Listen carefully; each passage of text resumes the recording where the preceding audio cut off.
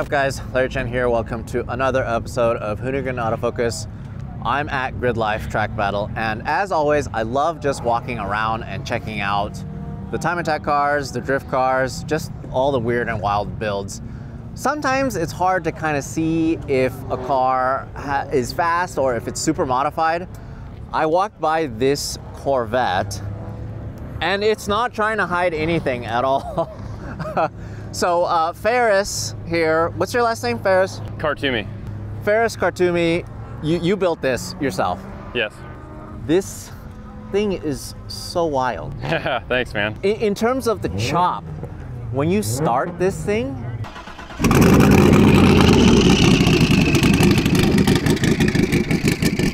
it sounds so crazy. It's just like sitting there idling like, and you can hear the turbo.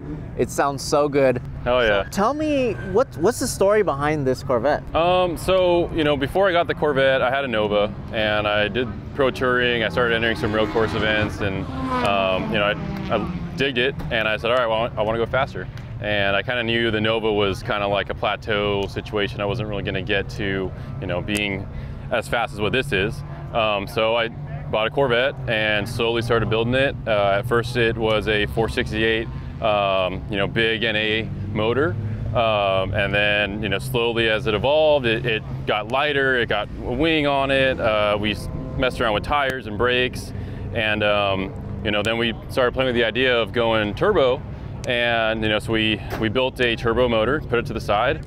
And luckily Super Lap Battle last year, one of their prizes was a Garret turbo. And so I was like, if I win Super Lap, we can go turbo. And so luckily, you know, the clouds aligned and we won Super Lap. And wait a minute, okay. So you actually won the turbo and you actually used it on this car? Oh yeah, yeah.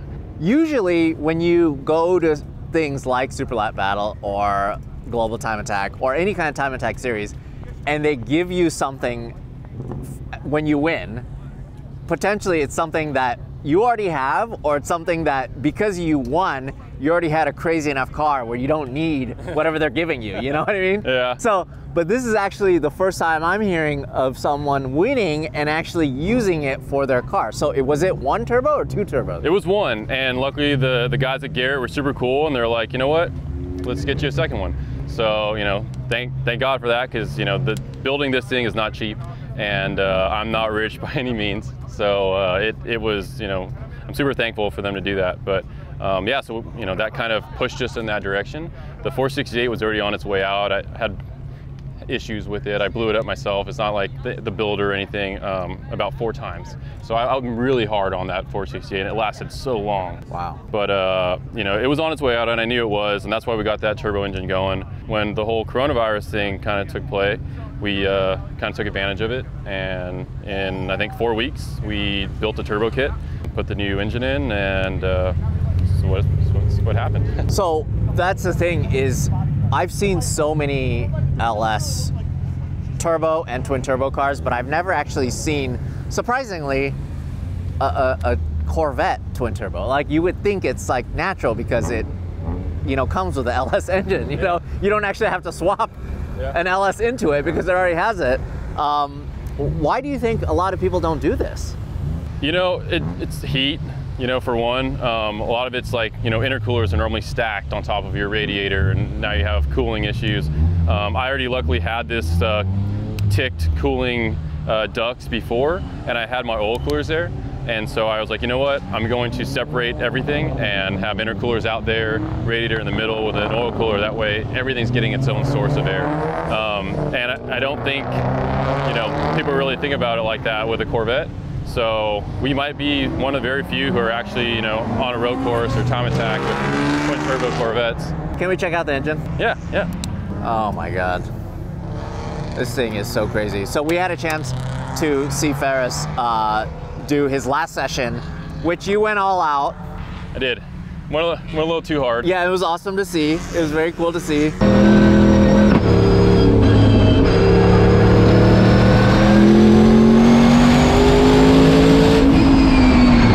All right, so looking at it from here, obviously it looks NA, but as soon as you move this way, this is just I love that it's exposed. Well, the idea behind that too is get heat out, right? Because this thing generates so much heat, and I wanted to separate the heat as much as I could in every aspect. And because of that, I think it's why it's working so well. We aren't overheating. Our max coolant temps are 213. Our max oil temps are 230, and IATs are at 140 max. So we got lucky. So tell me about this motor. So it was built by LME.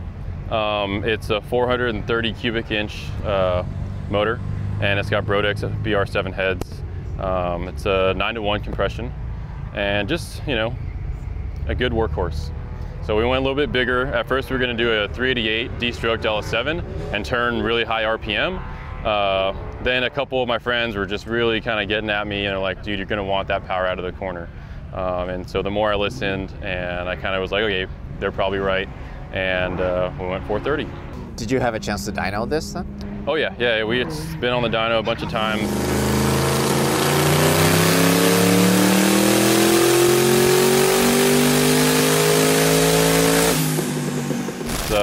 Pipes Performance, they ran it on their dyno for I think 2 or 3 days, and then G-Speed, we went to G-Speed, we did Motec with them, and we were on the dyno for another couple days just trying to iron everything out. So it's had plenty of dyno time. And what did you put down? So we're running 9 pounds of boost, and at 9 pounds of boost, we put down 875. What? And that's, I mean, from what I can tell, it's reliable power, and you're making that power throughout your runs. I mean, this is a time attack car. You know, you just have to get one good lap in. But just from what I can tell, you're just turning laps, just getting them out. Well, if the weather cooperates, you know, like right now this last session, the weather cooled down a lot. And earlier today, yeah, I was doing 2 laps and coming off. But, you know, I went for a 3rd, I went for a 4th, and everything was happy. And my eyes are on the gauges. Tire temps were actually amazing, and the brakes were what gave out. So, you know, if that wouldn't have happened, we would have dropped over a second. We were like going 1.2 seconds faster on that last lap. So it would have been a really, really fast time. But, you know, I think with the new rules that Grid Life have opened up for Trackmon, we really were able to take advantage of it. We now have a PPG sequential in the car. So it's a 1-to-1 sequential, and like, so our acceleration rate is extremely fast. So every single gear shift is like 500 RPM drop. Wow. You don't even have to lift then, huh? No lift shifts. No, same thing for downshifts. Rev matches for you.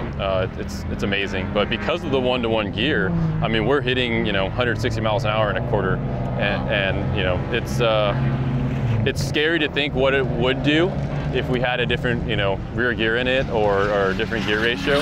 I don't know if I really want to experience that in such a short straightaway. So this is this the fastest car out here now then? Today it is, yes. But, you know, there are in Time Attack unlimited cars. This is not an unlimited car. It's in Trackmon here. So, I mean, today it happens to be, but typically it's not. Well, congrats. Let's take a little more of a walk around the outside. So Alcon brakes. We got PMU pads in there too, which I'm trying out for the first time today, and they are amazing. I like the little Easter egg right there, Yoda. Little baby Yoda, yeah. I have 2 kids, so they are in love with baby Yoda. And tell me a little bit about the Aero. Like, who made this? So this is from Desold Designs. He's a good buddy of mine, Mike Desold. He's got a 67 Camaro twin turbo. It's freaking amazing. And he came up with this diffuser design based off of the Ford GT. So he ran on his car, then we made one for my car, and it's just been amazing. It doesn't look as extreme as other Time Attack cars, you know, diffusers are, but I mean, there's no actual wind tunnel testing on it or anything like that, but the rear end is never really out of shape in any high-speed corner. So it's, you know, between that and the wing, it's planted. And of course, is it APR? APR dual element, yeah. This is just so crazy. So, and then tell me about the turbo setup. Like, Garret G35-900s, they're new G series turbos, and they're twinned or reverse rotation, so they're both, you know, identical opposites. But you know, we put them out here. Originally, we were going to cover it, and you know, when we built the turbo kit, the fenders were so close. I was like, I'm going to melt these things off. So I was like, you know what? Let's just hack it off. And you know, because of it, I've had to take these turbos off probably like 40 times now, and I can take these turbos off in like 15 minutes, like, and that's like taking my time. It is so simple to work on these things. It's just so crazy to me that like all of this is exposed to like right here. Yeah. Like it's awesome. Oh, and the air filter is just like right there. Yeah, so we went 90 up, and it's literally right underneath here. So underneath, we kind of just hit everything here, and just for ease of access. So you know, air filters here, air filters there. You know, we have our fuel pressure regulator, our return. It's like just enough room for this. Right? I know, right? So I'm not afraid to cut the car out. Yeah, I so noticed I'm over here that. with like hacksaws and stuff, and people are walking in the shop like, what is that guy doing to that car? You're like, hey, I need more air, and then you just cut this hole right here. That's super cool. Yeah, that was from a different intake setup, but yeah, I mean, it was what it was for the time. Man, this thing is all business, and it looks badass, all blacked out. That one is all the way down. The door pulls all the way on the ground. Oh, I can't even. Oh my God. Oh, you mounted it down there? No, the Corvettes come with it down there. Yeah. Yeah, this is all business.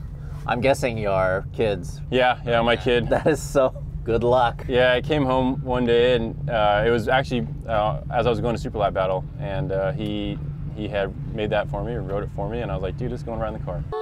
He's a great kid, man. He's into go-karts and all sorts of stuff. All right, so it's interesting to see that you've left some things like headliner, and I mean, is that per rules or? No, I mean, per the rules, we can remove that. We really just have to keep the dash only. But I pulled the headliner, it just looked so bad, and I was like, you know, it doesn't weigh anything. I weighed it, it was like a half a pound or something, so I just put it back in. Tell me about this transmission. Who makes this one? PPG, and it's a 1-to-1 6 gear. It's straight cut gears. So in the car, like all you hear is transmission.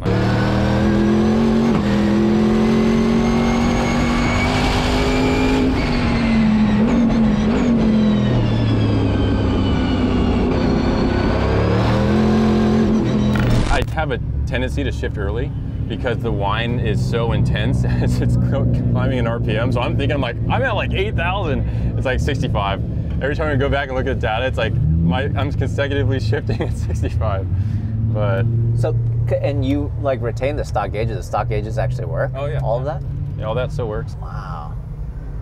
Even with the Motec? Well, see, the G-Speed Motec is like a piggyback in a way. So you're able to keep all your factory gauges and functions. Like they have it in completely stock cars. Like everything about it works, all the functions. Even my BCM is still in here that controls my ABS. So Motec is not controlling ABS. So it's still factory ABS being controlled by the factory BCM. But yeah. Oh, and I love that there's just 3 switches here. Yeah. Or 2 dials and 1 switch. It's. I mean, it's got to be simple. Boost. I like that.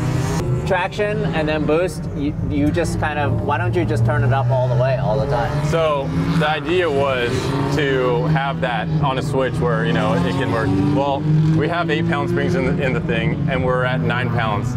So really, it doesn't matter what switch I have it on, it's still going to be at max boost. So until we can take like a CO2 system or something to be able to control the wastegate, we really can't turn boost down. So technically, boost is at 12 all the time. it's always partying. Nice. It's always boosting. So like because of Motec, we're making 875 to the tire, and what we did was we limited throttle percentage in first, second, and third. So we put 600 horsepower in first, 600 in second, 700 in third, and we gave it all 4 through 6. So we're putting down horsepower per gear, and we try to make it as NA as possible by trying to do that. Okay, all right. So limiting throttle position. Throttle position per gear. And so, versus boost per gear. Yeah, exactly. So because unless we put a really light spring in there, we really can't, you know, even use that or boost by gear, because technically we're maxed out right now all the time. Yeah, and even the funniest thing is like the throttle percentages per gear are like 5%. I think in first gear it's like 90% throttle, second gear is 90, third's like 95, fourth 100. Right. So it's like it's all up there, but once you get that last little 5%, it's full boogie. What's behind this? That's my dry sump tank. Yeah, so I got a Peterson dry sump tank there, ARE dry sump system. Oh yeah, I see it. Okay, got it. Yeah, because it's in the cabin, right? Yeah, but I mean, there's, you know, real race cars and airplanes, like they have the dry sump or, you know, oil tank sitting right there. And it's funny, I saw like a wheel-to-wheel car in Australia, like bumping doors with someone and the dry sump tank sitting right next to them, and nobody cares about that, you know? So tell me about the cage.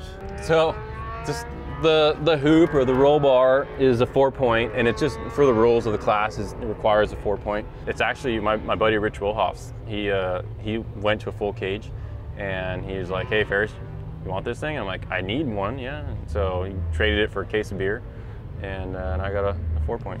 Yo, okay, so now that you mentioned that, I just realized that there's no door bars or this doesn't have a cage.